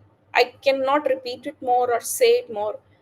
Data model is the key to passing this exam with really less efforts and less tensions. एक बार डेटा मॉडल सही हो गया तो I think बाकी सारी चीज़ों में अपने आप कॉन्फिडेंस आएगा. Just make a note of it, and data model is the key. We move to solution architecture. Solution architecture में वो लोग ये देखते हैं कि आपको पता है प्लेटफॉर्म के अंदर आपने जब प्रोग्रामेटिक अप्रोच कुछ सेलेक्ट किया है तो क्यों किया है, और आपने डिक्लेरेटिव क्यों नहीं किया है. ऑलवेज मेक श्योर, अगर आप कुछ डिक्लेरेटिव यूज कर रहे हो तो उसके लिए ज़्यादा आपसे जस्टिफिकेशन नहीं मांगा जाएगा. रादर जब आप प्रोग्रामेटिक कुछ यूज करते हो तो आपसे पूछा जाएगा, अरे हमारे पास तो ये डिक्लेरेटिव चीज थी, बिकॉज सेल्सफोर्स तो पूरा डिक्लेरेटिव है, right. Always make sure when you are using a programmatic functionality, which you will at some point, किसी ना किसी सोल्यूशन में आ ही जाता है कि नहीं, अब तो हमें ये कोड ही करना पड़ेगा, LWC बनाना पड़ेगा. कई बार क्या होता है कि एक रिपोर्टिंग रिक्वायरमेंट आ गई थी in my very recent project, right. And एक कस्टमर कम्युनिटी यूजर था, उसको एक रिपोर्ट दिखानी थी, बट कस्टमर कम्युनिटी यूजर को रिपोर्ट्स नहीं अलाउड है, और वो एक ही रिपोर्ट थी. एंड आई सेड, एक रिपोर्ट के लिए I will not ask my customer to upgrade to a new licence and show them that report. Rather, I would ask one of my developers to just build a quick chart API use करके LWC में एक report दिखा देंगे. That would just do, and that was the quickest solution. So at that point मैंने customization choose किया over declarative because मुझे license upgrade नहीं करना. This is my recent experience with a project. So make sure you are not just for the sake of, अगर CPQ use करना है किसी project में, राइट, तो उसका पूरा 100% कैपेबिलिटीज में से एटलीस्ट आप 50-70% कैपेबिलिटीज यूज करोगे. प्रोडक्ट बंडलिंग हो गया, प्रोडक्ट सेट्स हो गया, वो सब यूज करोगे, तब जाके सीपीक्यू का ऑप्टिमाइज यूज होगा. अगर आप सिर्फ एक एडवांस अप्रूवल रूल यूज कर रहे हो उसमें से, और आपने पूरा सीपीक्यू बाय कर लिया, I don't think that CPQ buy is an optimized buy for the customer. आप वो एडवांस अप्रूवल रूल कस्टम भी बिल्ड कर सकते थे, क्योंकि आगे रोड मैप में कहीं सीपीक्यू है ही नहीं. Always make sure versus when you are making these decisions, यहाँ पे थोड़ा सा गट एंड थोड़ा सा एक्सपीरियंस भी काम आता है कि आपने किस प्रोजेक्ट में क्या किया था. ऑल्सो जब आप कोई अप्रोच सजेस्ट करते हो तो उसके बेनिफिट्स, कंसिडरेशंस, ट्रेड ऑफ्स, ये चीज़ आप रट लो कि आपको बेनिफिट्स बताने हैं कि मैं ये क्यों यूज़ कर रहा हूँ, और जो दूसरा टूल था इसके कंपैरिजन में वो मैं क्यों नहीं यूज़ कर रहा हूँ. जस्टिफिकेशन इज द की. जब तक आप जस्टिफिकेशन नहीं दोगे, आई डोंट थिंक ये सोल्यूशन आर्किटेक्चर वाला पिलर पास होने वाला है. बहुत सारे लोग फेल हो जाते हैं. I have not spoken to them on उनके एग्जाम में क्या हुआ, because I failed it once and I thought I was missing the key feature. यहाँ पे मैं बेनिफिट्स, कंसिडरेशंस और ट्रेड ऑफ्स नहीं बता रही थी. Always make sure you are justifying. ऐसा सोच के रख लो कि आपको एक कोर्ट में वो जो कचहरी है उसके अंदर खड़ा किया है, और आप कुछ भी बोल रहे हो उसके पीछे आपको जस्टिफिकेशन देना ही देना है. You have to justify yourself, no matter if you are right. सबसे बढ़िया सोल्यूशन आप दे रहे हो, आप सबसे अच्छा सोल्यूशन दे रहे हो, लेकिन आप जस्टिफिकेशन नहीं दे रहे हो, उस सोल्यूशन आपके लिए जो आर्किटेक्चर वाला पॉइंट है वो कट हो जाएगा. जस्टिफिकेशन देना बहुत ज़रूरी है. Again a mindset note, a mental note for you कि justification is the key here in this exam. Moving on to integration is my favorite topic. यहाँ पे क्या होता है, हम लोग पूरा वो जो हेलीकॉप्टर व्यू की मैं बात कर रही थी, हम लोग पूरा सेल्सफोर्स बनाते हैं सिस्टम लैंडस्केप में, फिर सेल्सफोर्स के आसपास हमारे कौन से सिस्टम्स हैं उससे कनेक्टेड हम वो बताते हैं. I wish I had an example to show to you guys. Last May, if I stop sharing and then I can reshare again, I'll show you one of the examples of system landscape. that Salesforce किस किस system से कैसे connected है, rest API से connected है, soap API से connected है, कहाँ से कैसे इंटरेक्ट कर रहा है, वो पूरा आपको व्यू होना चाहिए. अभी तक if you were a developer you might not have seen that view. Start looking at that view. It's very important. समझ में आएगा कि 5 जगह से सेल्सफोर्स कनेक्टेड है और ये 5 इंटीग्रेशन मुझे जजेस को एक्सप्लेन करने हैं for this exam. And not just that integration, वो इंटीग्रेशन का पैटर्न क्या है, क्या वो रियल टाइम है, क्या डेटा बैच में जा रहा है, क्या डेटा वर्चुअल है या एक्सटर्नल डेटा यूज किया है मैंने, या फिर कोई रिमोट कॉलिंग है जो कि आपके डेटा मेरे सेल्सफोर्स में अपडेट कर रहा है वाया सम एपीआई. वो सारे टूल्स, कैपेबिलिटीज, पैटर्न्स रटा हुआ होना चाहिए. आई वुड से समझा हुआ होना चाहिए. If needed we can do another round in integration separately, but it's a very important topic. People make it crazy difficult for themselves trying to get lost in the maze of integration कि अभी यहाँ से ये हो गया वहाँ से वो हो गया. But I just like to make it simple. I like to understand the basic integration capabilities जो Salesforce की है. यहाँ platform API है या platform event है, यहाँ पे real time है, क्या है. Try to understand your business scenario first. User experience क्या है. Try to bring a story to it. Data कहाँ से कहाँ जा रहा है, direction of the data and the volume of data. ये तीनों चीजें clear हो गया, you're done. Just select the tool and go for it. Nobody can stop you in integration. It's a very very very simple topic if you ask me. Then the development life cycle and deployment planning में आपकी project के risk और mitigation strategies. For example, कहीं पे आपका लिखा हुआ है कि project को 4 महीने में go live करना है और आपके solution में आपने एक hybrid mobile application या एक mobile publisher application डाल दी है. जजेस सीधा यही पूछेंगे कि मोबाइल पब्लिशर एप्लीकेशन को गो लाइव होने में कितना टाइम लगता है. आई डोंट थिंक वो 4 महीने में हो सकता है, बिकॉज उसका एक बीटा वर्जन अपलोड होता है और वो बीटा वर्जन को अप्रूवल आने में ये एप्पल स्टोर से या एंड्रॉइड स्टोर से टाइम लग जाता है. 4 महीने में नहीं हो सकता है. तो आपको वो as a project risk highlight करना पड़ेगा और उसका मिटिगेशन बताना पड़ेगा. इसी तरह से प्रोजेक्ट की टाइमलाइन रिस्क हो सकती है, टेक्निकल रिस्क हो सकती है. क्या पता वो प्रोजेक्ट पहले से एग्जिस्ट करता हो, उसमें टेक्निकल डेट्स हो, वो आपको सॉल्व करनी पड़े, वो भी आप बता सकते हो. और आपकी डे टू डे लाइफ में जो आप प्रोजेक्ट्स में काम करते हो वहाँ पे काफ़ी रिस्क आती हैं. You should keep a risk log, but don't just only mention risk and move on. Never do that in the real time also, आपकी current projects में भी and then in your exam also. Always try to come up with a mitigation plan कि मुझे ये risk दिख रही है, मैं इसको ऐसे मिटिगेट करूँगा, ये रिस्क दिख रही है, मैं ऐसे मिटिगेट करूँगा. Simple as that. Project environment, development methodology, yes, simple software development lifecycle hai. We all mostly, I think 90% of us or more than 90% of our engineers, we have done software engineering courses. हमने पढ़ा है waterfall क्या होता है, agile क्या होता है, hybrid क्या होता है, prototype model क्या होता है. You should know everything and try to suggest to the customer or in your exam key which one methodology you would choose, why you would choose, what are the technical consideration you take into place, and how it would impact the different work streams in your project. कितनी scrum teams बनेगी, कितनी teams में कितने PO BA होंगे, you should know about it. एक test strategy भी develop करनी पड़ेगी, टेस्ट ऑटोमेशन के बारे में भी पता होना पड़ेगा, testing mitigation strategies, project risk, everything you should know about. And I think when you do this particular certification और इसका जो ट्रेल हेड है, it covers everything. And once you do that trail mix, give the certification and come back to this will sound more simple. This governance also is a big challenge for many people because सब लोग leadership position पे बैठ के steering committee के साथ पूरा overall ops process नहीं देख रहे हैं. We are made part of a small scrum team. We only know our scrum, our agile master and just a project manager, right? We are not seeing the bigger picture. But once you start preparing for this certification, you will start to see the पूरा governance steering committee का पूरा जो structure है वो कैसा होता है, कैसे बैठता है, stakeholders कौन कौन से होते हैं, important decisions कौन लेता है, data के around, governance के around, project management के around, technical solution decisions कौन लेता है, design authority क्या करती है. You should know all of that. फिर जब आप अपना डेवऑप्स स्ट्रेटजी करते हो तो आपको टूल कौन सा यूज करना है. You want to go with Jenkins, you want to go with Copado, you want to go with DevOps, you want to go with change sets. Why you want to go with a particular set of tool, again justification is needed. Pipeline management कैसे करोगे, उसमें automation कैसे डालोगे, and how many, what is your gonna be your branching strategy, your sandbox strategy, refresh strategy, UAT होगा, QA होगा, CI environment होगा, डेविंट, int, scratch और होगा या नहीं, you should know about that. And specific rational देना होगा कि अगर आप कोई सोर्स कंट्रोल यूज़ कर रहे हो तो क्यों यूज़ कर रहे हो, आपने चेन सेट क्यों नहीं यूज़ किया, या वैसे आजकल कोई पूछता नहीं कि आपने चेन सेट क्यों नहीं यूज़ किया, because that is a given, but because you need version control, right. And आप VS कोड में मोस्टली सारा कोडिंग करते हो, आप फीचर में सब डायरेक्ट पुश करके टेस्ट करके and then you move it to your inter environments, right. That's how your CI works and how CD works, difference between CI and CD, you should all know about it. We are not going to discuss those things in these meetings, but you should know about it. Last is communication. Communication में काफ़ी लोग fail होते हैं because they are not able to explain what they are trying to say, और maybe they are not able to understand what the other जज is trying to से।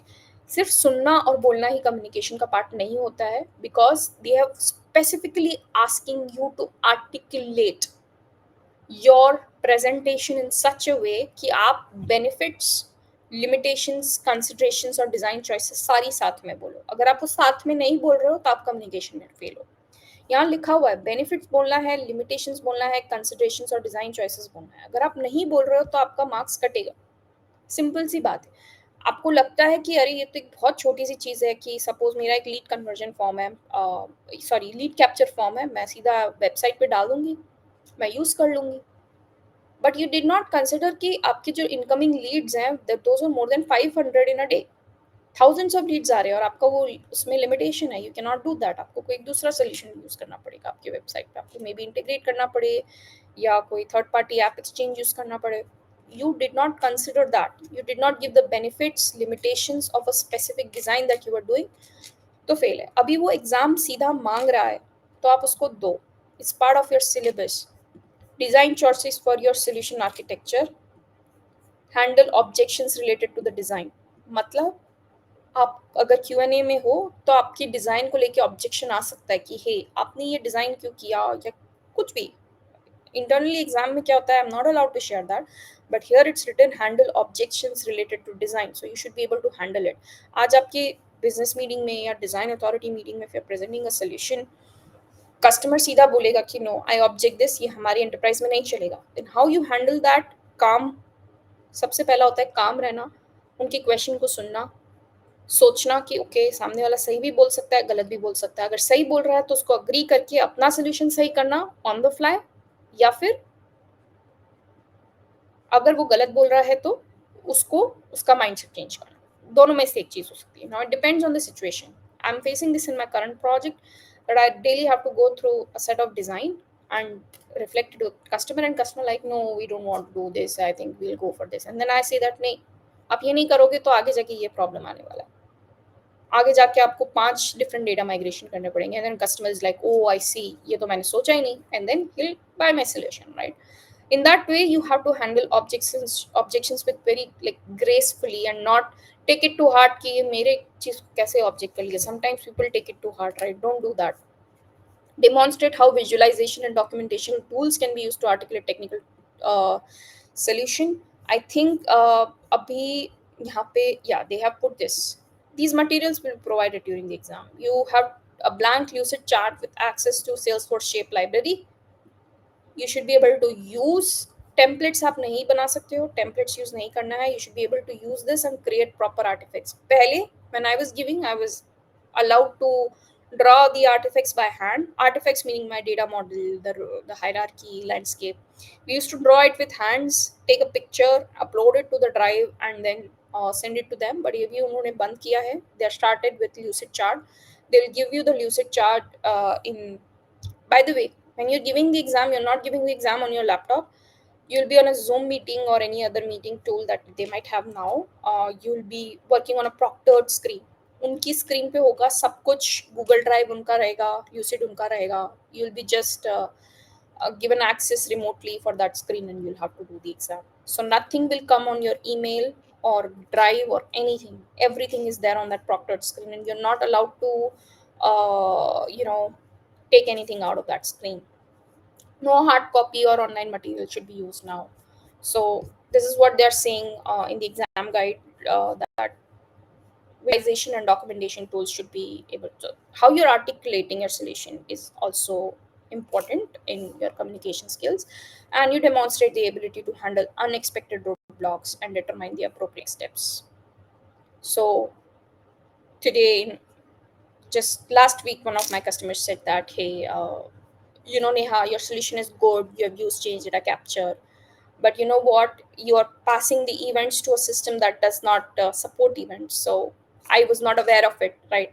That was an unexpected roadblock in the solution design that I had. And then I said, okay, then we'll change the solution. We'll use the SOAP API, and we'll create SOAP and do it by SOAP, or we'll use middleware system, whatever your enterprise has. So that was a roadblock, and then handle it gracefully, understand what they're coming from, and try to listen.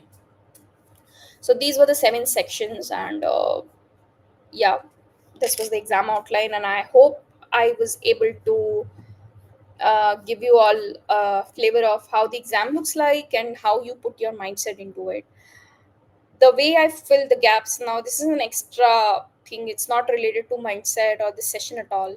I had my gaps, right? So how did I fill the gaps? I put a weekly study plan, the study items for each week, whether I'm going to go with a book, I was going to present a mock or judge a mock. And then in detail, I put my gaps here. Every feedback provided by a judge was put here, and then I was daily looking at those gaps again and again. Okay, today I did a judge. I did a mock. So it was 22 July 2022. I was doing another mock on 24th, and I noted some feedback, and then I went through this list again and saw कि मैंने ये सारे gaps cover किए या नहीं. मैंने ये सिर्फ 3 ही किए थे, और वो ये mistakes बार बार रिपीट कर रही थी, तो मैंने इनको चेक ही नहीं किया. और मैं तब तक इसको चेक नहीं किया जब तक वो रिपीट की हुई मिस्टेक खत्म नहीं हो गई. जिस दिन वो खत्म हो गई, उस दिन मैंने इसको चेक किया, और इन दी एंड ये सारे चेक हो चुके थे. Look at your mistakes again and again, try to reflect on them, so that आप एकदम उस लेवल पे आ जाओ जो इस एग्जाम में नीडेड है. ये मेरा तरीका है करने का, आपका तरीका कुछ और हो सकता है. और मेरे लिए ये चीज़ें काम करती थी कि I read the exam guide. I had daily Q&A sessions with my study buddies. Like मुझे कुछ भी क्वेश्चन पूछ लेते थे from the like मोबाइल से पूछ लिया, या आइडेंटिटी से पूछ लिया, डॉक्यूमेंटेशन मैनेजमेंट से पूछ लिया, जो हमने अभी टॉपिक्स देखे इन दी एग्जाम गाइड. अपनी चीट शीट्स बनाई, दूसरों की चीट शीट्स पे ज़्यादा रिलाई नहीं करना, अपनी खुद की चीट शीट बनाना. And then back to back data model practice किया, क्योंकि कुछ ना कुछ गड़बड़ होता था. जजेस जब जज करते थे तो कुछ ना कुछ मिस्टेक आ जाता था, and then I have to go and rewrite. And I had this wall of artifacts. Now that everything has moved to Lucid, I don't think anybody is doing that. I used to have these different colored pens, and then I used to draw them, put them on a wall, and look at them daily. Like, okay, this is what I need to do. This is what I need to draw. What an ideal data model looks like, and different data migration strategies, identity flows, and yeah, this is the system landscape diagram that I was talking about. Yes, I have it. So this is your Salesforce in the middle. It's connected to different systems. Like it's connected to a website here. It's connected to an ESB like MuleSoft. How it's connecting to MuleSoft with how many integrations are there. How it's connected to an ETL. There's a data warehouse over here. There's an identity solution over here, and things like that. So this is out of a official mock, I guess. It's not something I did in the exam. These are not actual exam artifacts again. So this is just something I did just on personal level. And yeah, with that, yeah, I celebrated my win just in Dubai near Burj Khalifa. Took this picture, and I was really happy that day when I got my results. And I guess I was lucky because I got to meet like around 10 CTAs that day, because they were visiting Dubai for some internal fun or some internal company meetup from PwC. I met them, and we celebrated my win here, and it was really good. So certainly, win feels like a win, but it's a journey, and if you don't,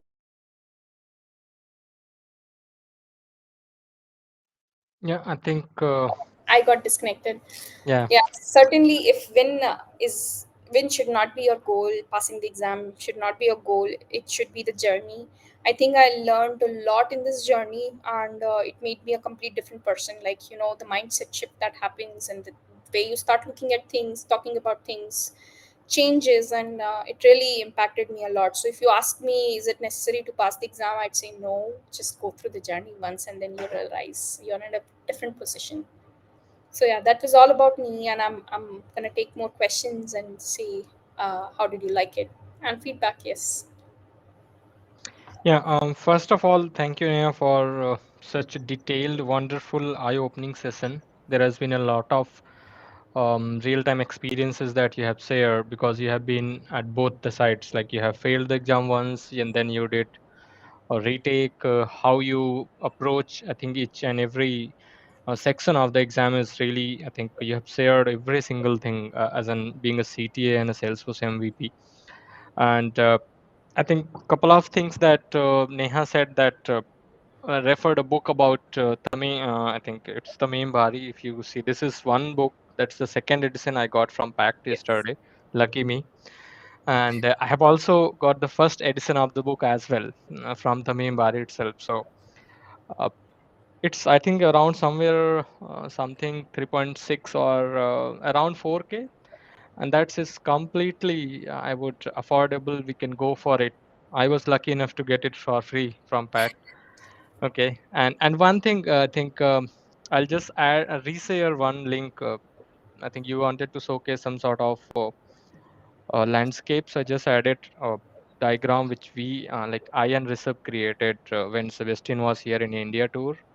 So if maybe if you wanted to take this as a reference, not sure if this is up to the mark, but you can always take this, and if you want share something on this, and then we can open it up for the uh, Q&A. And before that, guys, please, because this was really wonderful session, I would request you to all go ahead, share this over LinkedIn, over Twitter, tag Neha, tag our group. I'm just sharing the handle for our group. Share your feedbacks.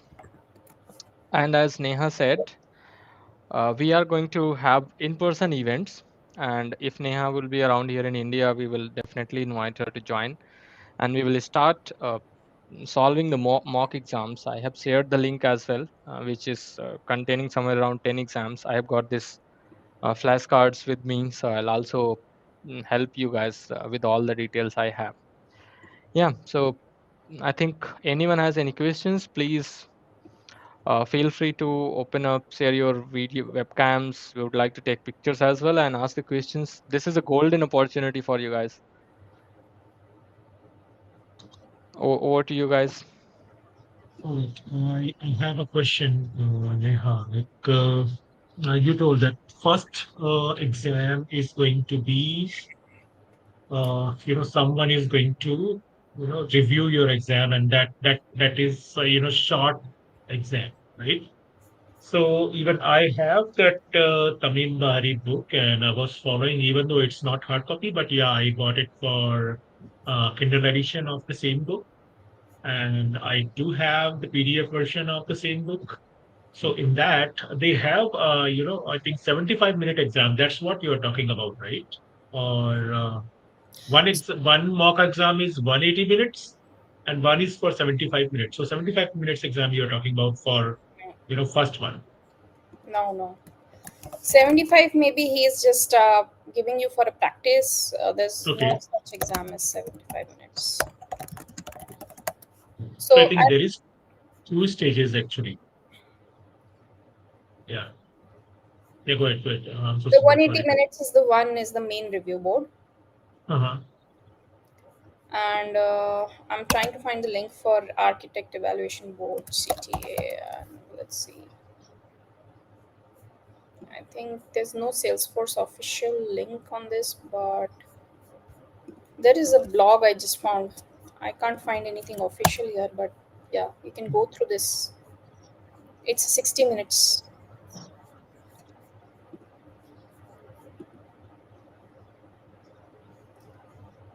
30 minutes presentation and 30 minutes Q&A. Okay. Okay.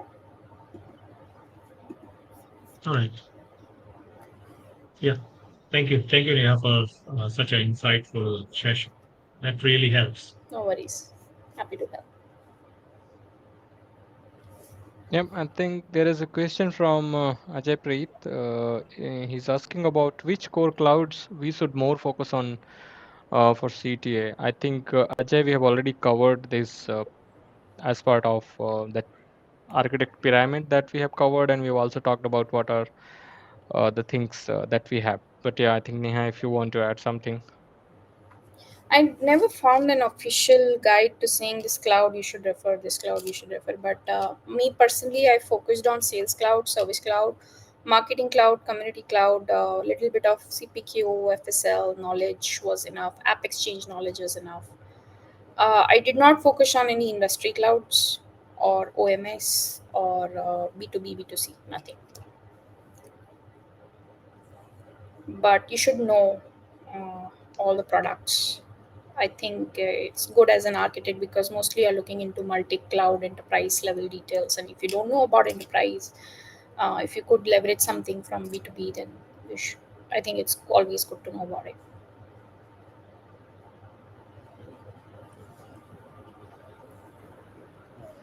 I think Amit Well, has raised. Yeah, yeah. Please go ahead. Guys, if you have a question, please feel free to unmute yourself instead of typing. That would be, yeah, if you you maybe send, raise your hands. Yeah. yeah, you can raise your hand and you can just ask your question. Yeah, so I have a question here.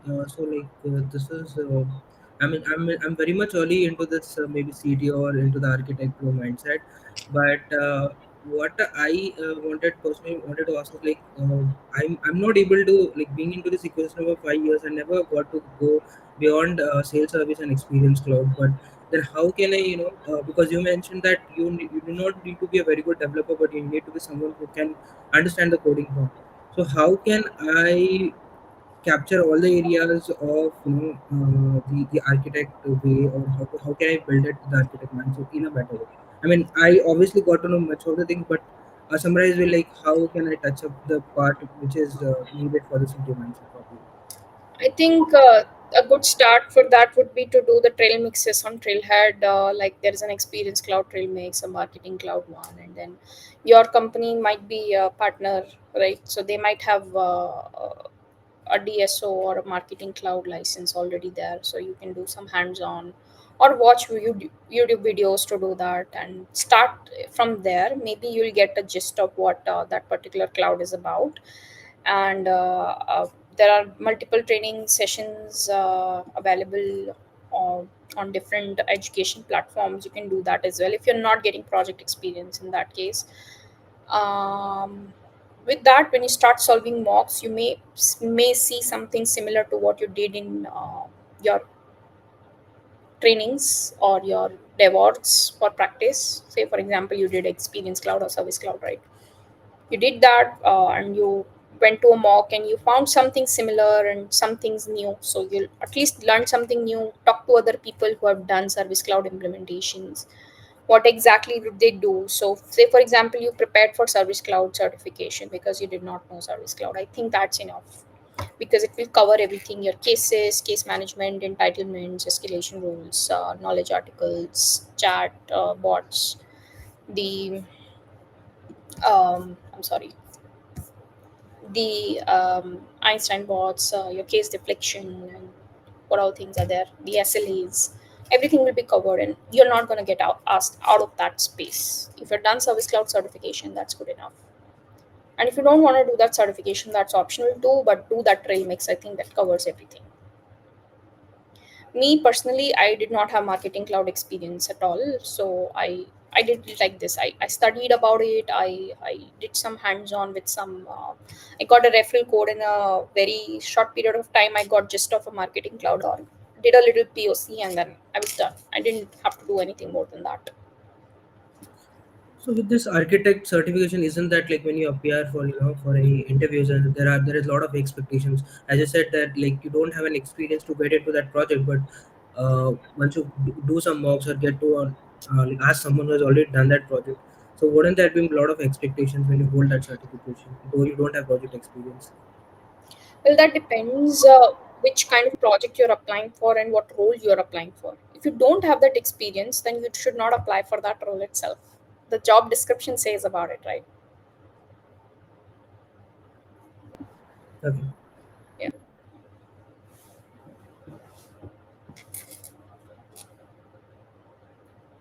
Yep. Anyone else has any questions? Yeah, one last one from my side, maybe. Um, yeah, you mentioned that now we are not having diagramming and other things offline. Rather, we are using the Lucid there. Um can you elaborate something more on that? Like how good you need to be on at Lucid, and when you're doing the diagramming there, what are the maybe references or sources that we can go through for the doing the diagramming on the Lucid? So, have you used any diagramming tool before? Maybe a PPT or Draw.io or Yeah, any? draw.io, yes, I'm familiar with that. Lucid I started with recently. I've tried to check means I've installed the Salesforce icons and other things as well there to start with. But yeah, still very new on the Lucid, I will say. So just wanted to know, like, Yeah, I mean, it's not very difficult. I think once you start doing on it, you'll just get used to it. It's a very amazing tool. You don't need an external coaching or someone to show you how to use it. It will go in handy as and when you start practicing. Also, sometimes what happens is when you're part of a study group, see, study groups are very important when you're preparing for this journey. So you'll have three more or four more other people studying with you, and they'll be drawing on Lucid in front of you. They might also share some tips and tricks that, hey, if you want to create this diagram really quick, do this, do that, some uh, I, on the other hand, was very not did my exam on Lucid, but I'm sure there are people who have got around and developed some quick wins in Lucid, and you'll get to know for sure when you are part of a study group. And now when I talk about study group, now how do you get in touch with those people is that you need to be part of a group that is on Slack. If you've heard of Melissa Shepard, she's also a CTA and MVP. She started a Slack group called as Architect Ohana. If you want to be a CTA, you join that Slack group. It's for free. It has many resources. It has like many CTAs a part of it. You can ask questions to the CTAs. You can even ask for a study join, ask to be part of a study group who's already running and get connected with other people. I can share the join link just now. Just give me a second if you don't have it. So